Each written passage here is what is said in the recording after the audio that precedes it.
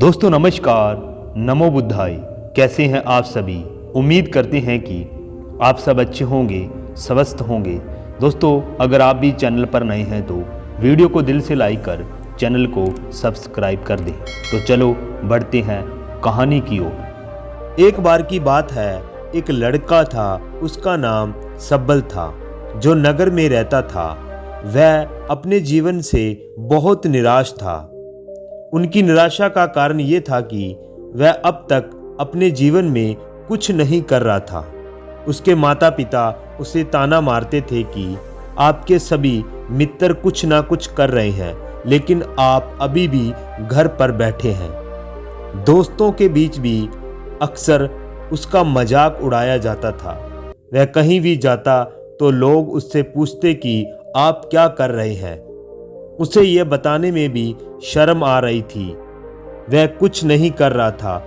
धीरे धीरे उसने रिश्तेदारों से मिलना जुलना कम कर दिया और लोगों से मिलना भी बंद कर दिया। वह ज़्यादातर समय घर पर ही रहता। वह अकेला रोता और भगवान को कोसता और अपनी किस्मत को दोष देता था। अब उसे अपना जीवन बोझ लगने लगा था।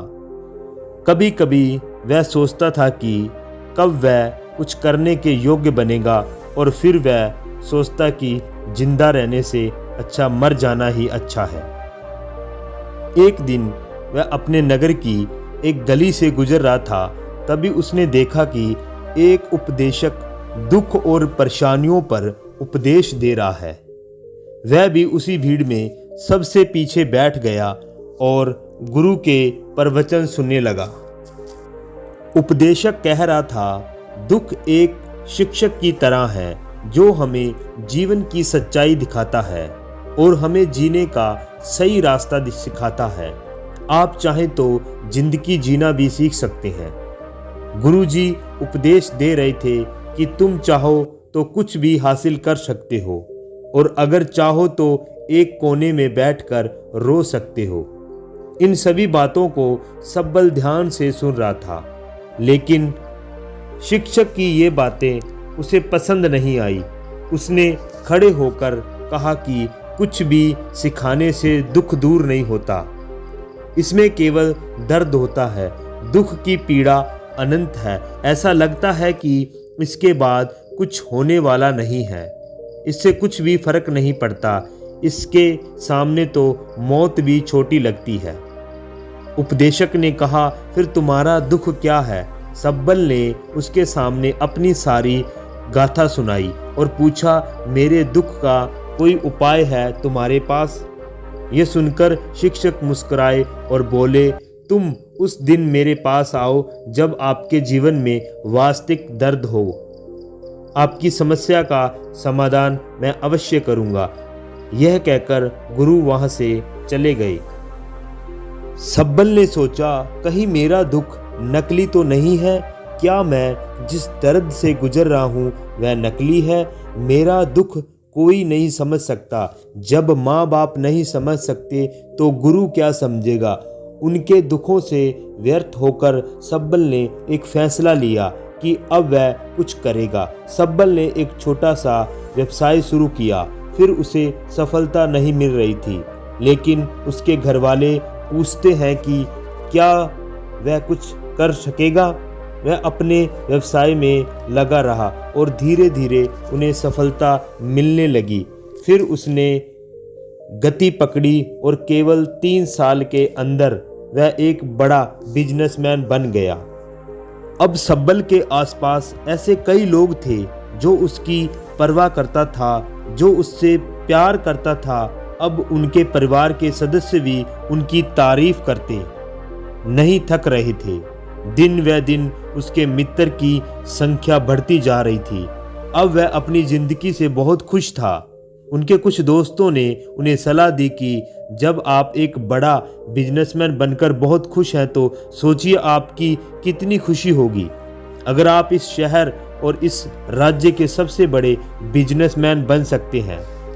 कितने लोग आपसे जुड़ना चाहेंगे, आपकी कितनी बड़ी कामयाबी होगी और स्वयं राजा भी आपसे दोस्ती करना चाहोगे और जरूरत पड़ने पर आपके पैसे उधार लेंगे। दोस्तों की ये बात सब्बल के मन में घर घर गई और अब वह पैसे कमाने की कोशिश करने लगा।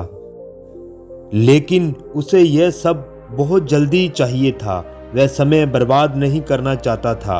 उनका अधिकांश समय इन चीज़ों को प्राप्त करने में लगने लगा, इसलिए वह ऐसे काम करने लगा जो सही नहीं था। उसने बड़ा उधार लेना शुरू कर दिया। उसके दोस्तों से पैसे की मात्रा और अधिक मुनाफा कमाने के लालच में वह अपने माल में मिलावट करने लगा। उसने अन्य व्यापारियों के खिलाफ भी साजिश रची और उन्हें डराया धमकाया। जैसे उसके दोस्त कहते थे वैसा ही करता था। वह इन तरीकों से ज़्यादा पैसा कमा रहा था, पर अब उसके जीवन में पहले जैसा चैन नहीं था। उसके मन की शांति गायब हो गई थी और वह रात को सो नहीं पाता था। वह हंगामे में रहता। वह सब कुछ पाकर भी उन्हें किसी चीज में सुख नहीं मिल रहा था। एक दिन सब्बल अपनी गाड़ी में कहीं जा रहा था।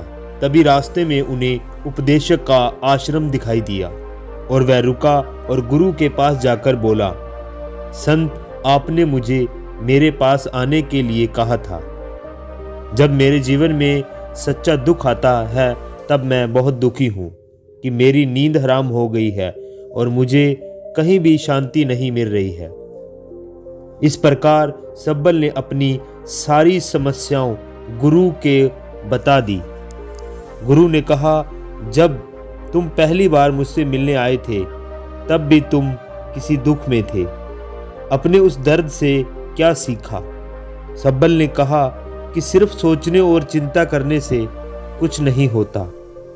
आपकी दृष्टि को सच करने के लिए यह कार्रवाई करता है और सिर्फ काम करने से कुछ नहीं होता, परिणाम भी मिलना चाहिए।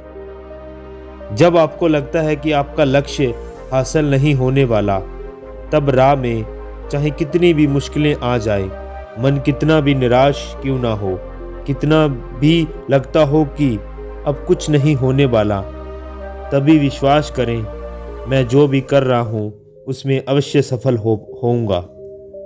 खुद पर ध्यान दो, लोगों पर नहीं।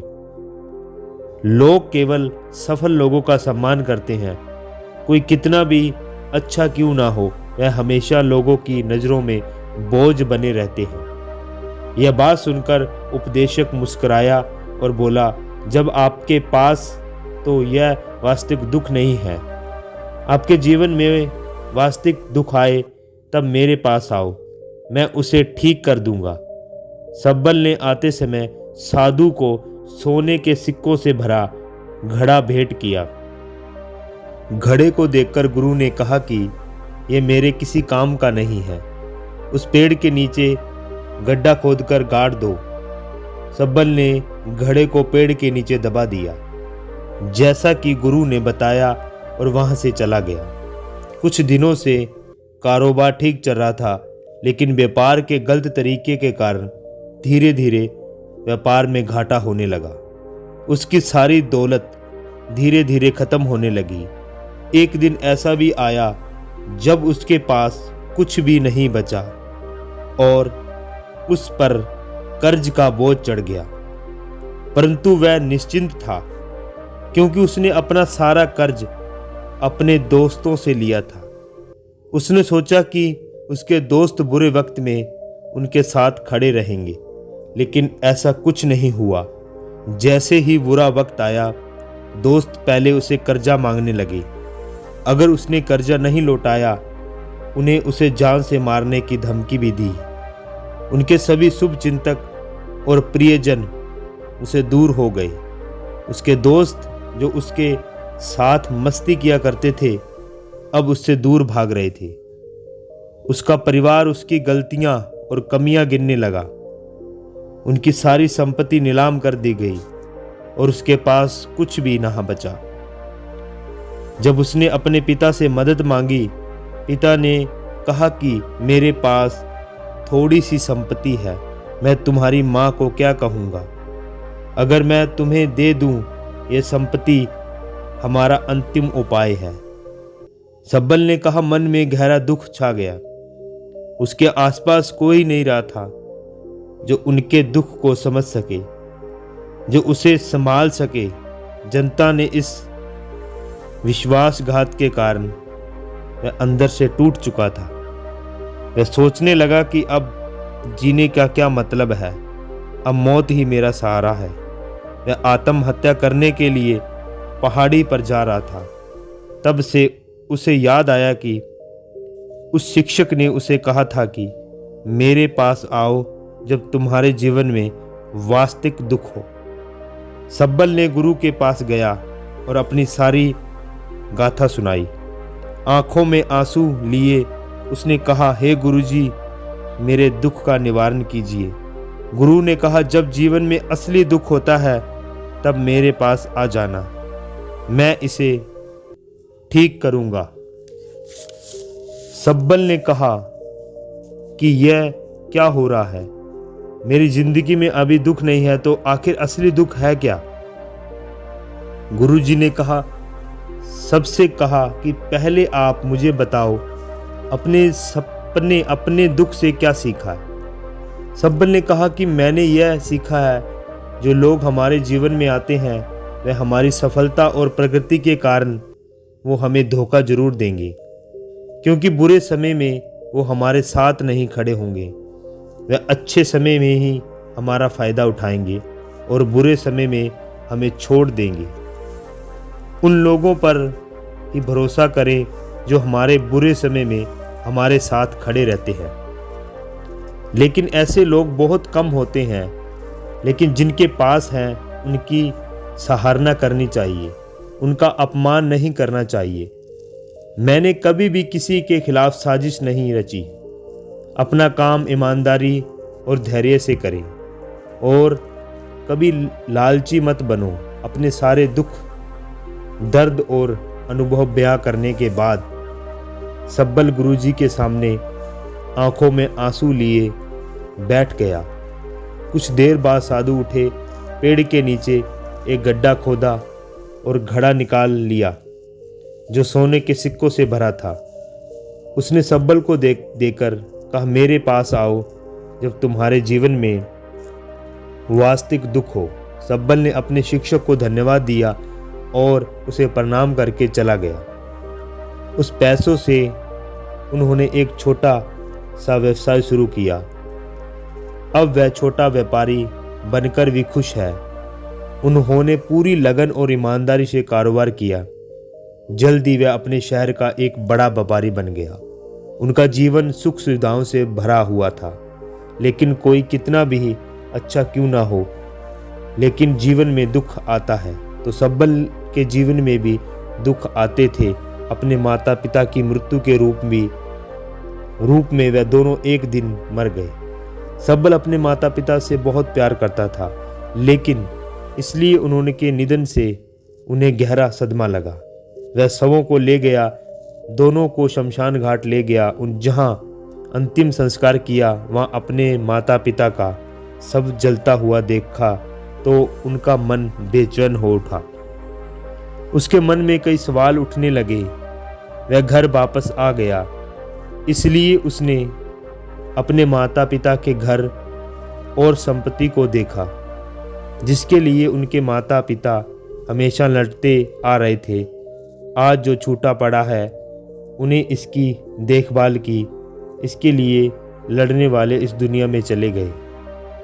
उसके पिता ने जो कुछ कमाया वह सब यहीं रह गया। एक दिन पहले तक उसके पिता मारपीट करते थे किसी के साथ उसकी संपत्ति के लिए। आज वो खुद उस दुनिया से चले गए। उसका मन ऐसे अनेक विचारों के बवंडर में था। वह अंदर से अकेला और डरा हुआ महसूस कर रहा था। वह खाली महसूस कर रहा था। उसे लगा कि कुछ है, वह समझ नहीं सका। इसलिए वह गुरु के पास गया। उसे देखकर गुरुजी ने कहा, क्या जीवन में कोई दुख है? सब्बल ने कहा, वैसे तो जीवन में कोई दुख नहीं है, सब कुछ अच्छा चल रहा है, लेकिन आज मेरे माता पिता का देहांत हो गया है। मैं इस घटना से बेहद दुखी और परेशान हूँ। गुरुजी ने कहा, इसमें दुखी होने की क्या बात है। एक दिन सबके अपने को मरना है। कोई ना कभी जिया है और ना कभी रहेगा। एक दिन तुझे भी मरना है, शायद तुम कल भी मर जाओगे। क्या आप आज भी मर सकते हो? सब्बल ने कहा, क्या कह रहे हो गुरुजी, मैं भी मर जाऊं? लेकिन मैं अभी जवान हूं। गुरु ने कहा कि सब जी रहे हैं इस भ्रम में कि मृत्यु केवल दूसरों को आती है, बड़ों के पास ही आती है। लेकिन जवान और बूढ़े मर जाते हैं, बच्चे मर जाते हैं। मौत का उम्र से कोई लेना देना नहीं है, यह सभी को प्रभावित करता है। मास्टर जी की ये बातें सब्बल के मन में घर गई और वह चुपचाप चला गया। लेकिन उसका मन अभी भी बेचैन था, वह खाली महसूस कर रहा था। वह सारा दिन अपने बारे में ही सोचता रहा कि वह कौन है, वह इस दुनिया में क्यों आया है। क्या जीवन का लक्ष्य केवल चीजों को खाना और मरना है? ऐसे कई सवाल उसके दिमाग में लगातार उठ रहे थे, लेकिन उन्हें अपने किसी भी सवाल का जवाब नहीं मिल रहा था और उसका दुख दिन व दिन बढ़ता ही जा रहा था। इसलिए कुछ दिन बाद वह फिर गुरुजी के पास पहुंचा और बोला, हे स्वामी, मैं बहुत दुखी हूँ, क्योंकि मैं ये नहीं जान पा रहा हूँ कि मैं कौन हूँ और मैं इस दुनिया में क्यों आया। यह सुनकर गुरुजी मुस्कुराए और बोले, आज आपके जीवन में पहली बार सच्चा दुख उत्पन्न हो गया है। यह वास्तव में दुख कहलाने के लायक है। हम नहीं जानते हैं कि हम कौन हैं, हम क्यों आए हैं, क्या करें, कैसे करना है। सब्बल ने अपने गुरु से कहा कि उसकी दुर्दशा दूर करो। गुरु ने कहा कि हम सभी इंसान जीवन भर संग्रह करते रहते हैं। सब्बल ने कहा कि सभी इंसान जीवन भर धन, सम्मान, परिवार, प्रतिष्ठा, मित्र, शत्रु आदि जमा करता है। गरूर ने पूछा, क्या हम एकत्र की गई चीजों से कुछ भी अपने साथ ले जा सकते हैं? सब्बल ने कहा, कोई भी इंसान अपने साथ कुछ भी नहीं ले जा सकता, वह सिर्फ अकेला ही जाता है। मेरे माता पिता भी अपने साथ कुछ भी नहीं लेकर गए, सब कुछ धन संपत्ति सब कुछ यहाँ पर छोड़ गए हैं। शिक्षक ने कहा, अब मेरी बात ध्यान से सुनो। इस संसार में हमें जो संग्रह करना है वह हम जी करते हैं। चीज़ें हमारे सामने होती हैं, लेकिन हम उन्हें देखने की कोशिश नहीं करते। हमें इस दुनिया में जो कुछ भी इकट्ठा करना है वह हम खुद हैं। हमें खुद को जुटाना होगा ताकि हम मरे तो हम एकजुट हो सके। और खुद को पहचानने में सक्षम होने के लिए हम अंदर से बटे हुए हैं। हम प्यार, नफरत, गुस्सा, ईर्ष्या में बटे हुए हैं। क्रूरता, धन की स्थिति, प्रतिष्ठा, सम्मान, पहचान, धर्म, जाति, सैकड़ों, हजारों ऐसी चीजें और इच्छाओं में हम विभाजित हैं और टुकड़ों में जीवन जी रहे हैं। इस विभाजन के कारण हमारी चेतना कभी एक नहीं हो सकती। हमारी चेतना शक्ति बिखरी हुई है। इसके लिए हमारे पास इतना समय नहीं है कि इतनी ऊर्जा नहीं है कि हम मुड़ सकते हैं और अपने भीतर देख सकते हैं। वास्तव में धन, सम्मान और सुविधाओं का अभाव, लोग इसे दुख समझते हैं और जीवन भर के लिए दुख कह कर रोते हैं।